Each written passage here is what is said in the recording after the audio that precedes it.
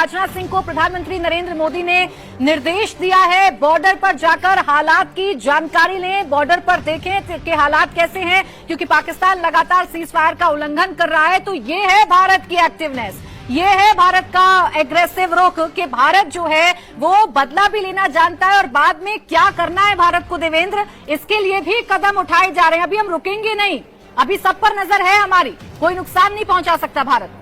बिल्कुल बिल्कुल, आज आप देखें तो पुंछ, राजौरी, कुपवाड़ा, बारामूला, इन सब इलाकों में पाकिस्तान ने ऑपरेशन सिंदूर के बाद बौखाट में जिस प्रकार की हैवी सेलिंग की है, हालांकि भारत ने मुंहतोड़ जवाब भी दिया है, लेकिन पाकिस्तान की सेलिंग का जो टारगेट था, खासतौर पे बारामूला के उरी सेक्टर की अगर बात कर ले तो उसमें जो सिविलियन थे गांव पे, उन पे वो हैवी सेलिंग कर रहे थे, अपना फ्रस्ट्रेशन निकाल रहे थे। तो वैसे कंडीशन में भारत की तरफ से एक तो जवाब दिया गया, दूसरा इस तरह की जो हरकत आगे भी होगी उसके लिए हमारी फौज कितनी तैयार रहे और किस प्रकार से उसी तरह से मुस्तैद रहे, इन सब को लेकर प्रधानमंत्री नरेंद्र मोदी ने रक्षा मंत्री राजनाथ सिंह से बात की है। उनसे ये भी कहा है कि आप